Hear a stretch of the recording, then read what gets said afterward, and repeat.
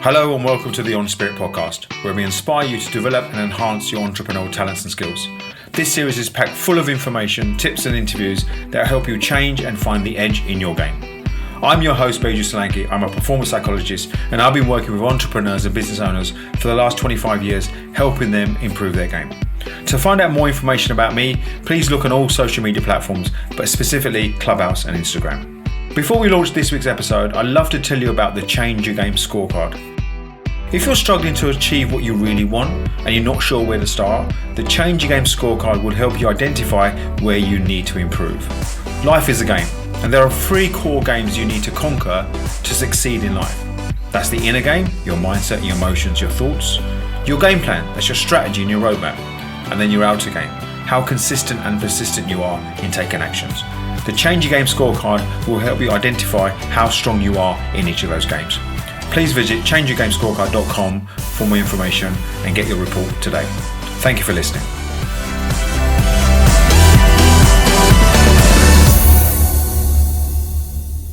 Hi, welcome to the next On Spirit podcast. My name is Beju Solanki. So today I want to talk about investing and consuming your time. The 2 things that we all want more of in life is time and money. And one thing you can control and the other thing you can't. You can't control time, you can't manage time, you can't store time, you can't put off time, you can't manufacture time, you can't make time, you can't find spare time. Time is what it is, it's a constant. It's a moving thing that happens whether you're active, non-active, awake, asleep. But we want more of it. But we've only got 24 hours in one day. And again, those 24 hours are made up because of the cycles of the moon and the sun and all that bits and pieces. 7 days then were created. Why 7 days? Why not 6? Why not 8? But 7 days. So we're living this sort of cycle of 24 hours, 7 days, 12 months. And our life is cycled around that. And it's predictable. We know, notwithstanding the leap year, we know how many days each month. We know how many months are in a year. But then we still think, oh my God, I haven't got time.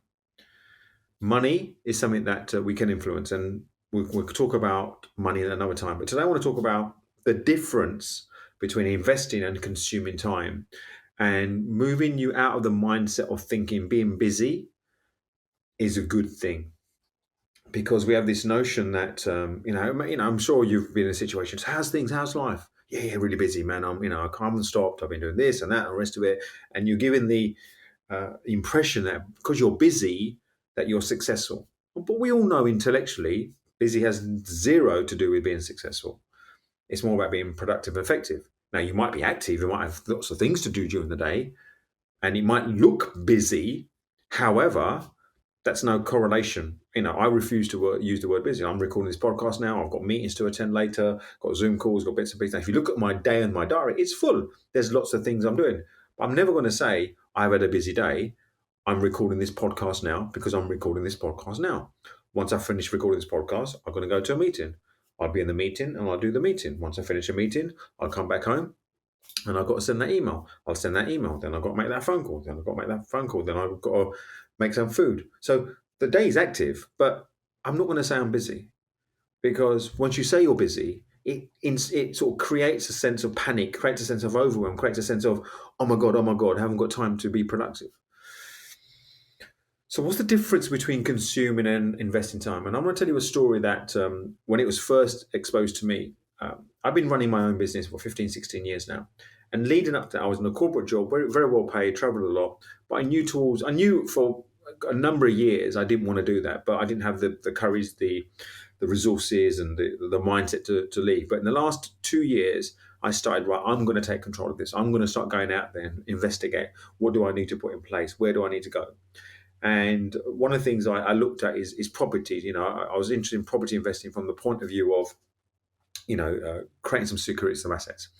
So I went to this property seminar about, they were giving you different tactics about, how to buy property and source property and all these bits and pieces. Very interesting. And the trainer asked a question. He said, who here wants to be like a property millionaire? And everybody put, I want to be a property millionaire. He goes, who wants to own 100 properties? Yeah, I want to own 100 properties. And he goes, who wants 100 leak and taps? And went, well, not really. And he started saying, well, the number of properties is not directly proportional with the wealth. You could have a £10 million property portfolio with 10 properties or 100 properties. So he started wanting to question our beliefs around what we believed we needed, i.e., more of something. More of something doesn't always mean more success or more money. And then he went on to sort of questioning the fact that we're there. You all want to come here, you're all learning property, but are you prepared to do what it takes? And we said, well, of course we are. We're here at a seminar, we're here to learn. Why wouldn't we be? But what he pointed out, he goes, going to a seminar and listening to content is great, but what are you going to do afterwards? And he asked the question, well, tell me, why haven't you done anything up to this point? And the two common answers were, well, I haven't got enough money or I haven't got enough time. And I've got a full-time job, I've got kids, I've got this and that, blah, blah, blah, blah. And then he did this little exercise, which was quite revealing. And he put his slides on the board and he put two pictures up. He blanked the pictures up with two pictures of two people, but he blanked them. And he said to the audience, he goes, right, I'm going to reveal these two pictures. And if you recognize these two people, please put your hand up. So we went, okay, I reckon there was about 250, 300 people in the room. And he revealed these two pictures. And I reckon 80% of the audience put their hand up, including me. Very proud. I was very proud. I recognized these two people. I put my hand up. He put the hand. Now, just to give you some context, this was back in around 2005-06. And if you remember, Big Brother, the program Big Brother was new then, was quite exciting. There's a lot of people watching it. Trash TV, but you're watching other people flying a wall type thing. The two people he put up on screen were basically two Big Brother contestants, not famous ones, not like the celebrity ones, just ordinary people up there. And there's no the only way you would have recognized these two people if you were watching Big Brother religiously. And I'm not, maybe I'm not scared to, I'm not, I'm not ashamed to say at that time I was watching lots of trash TV, soaps, reality, anyway, all the rubbish stuff. And so 80% of their people put their hands up and they saw this picture, and he said, you lot consume time. And we're like, oh, okay. We didn't really land. He goes, you consume time. So you lot have no right to tell me you haven't got time to invest in yourselves. Because if you recognize these two people, you're probably watching Big Brother, which is like, I don't know, an hour a night. If you're watching at least 5 episodes a week, that's 5 hours a week, which is what, 5, 10, 20 hours a month. And if you invested 20 hours in your month into yourself, you wouldn't have any problem in making sure that you're looking after yourself for the future. And the audience was like, oh, wow. And then he started challenging us, look at your life. Where are you investing your time and where are you consuming your time?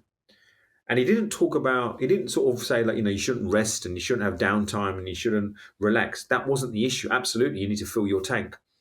But what he was pointing out is when people say they haven't got time, with this small little exercise, he demonstrated that we consume and waste a lot of time when we don't audit it. So my question to you is this: have a look at your life. Have a look at how much time do you invest in yourself. So if you go to the gym, if you eat good food, if you're healthy, if you exercise, if you take care of yourself, you go on small trips, you go on walks, you take time for yourself without feeling guilty, you're investing your time.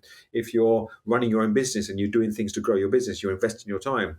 If you're doing things that serve your soul, whether it's going to seminars, reading books, listening to podcasts. The fact that you listen to podcasts, probably I'm speaking to the converted, because you wouldn't be listening to this if you weren't interested in developing yourself.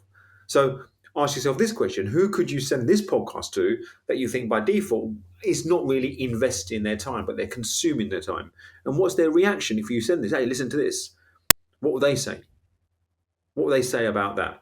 But what I often find is those people who do consume their time, they're unaware of it and they'll say, I'm really busy. You don't understand. I've got this to you. Well, you haven't got kids. I've got kids. You haven't got this. I've got this. Blah, blah, blah, blah, blah. And they go into this justification.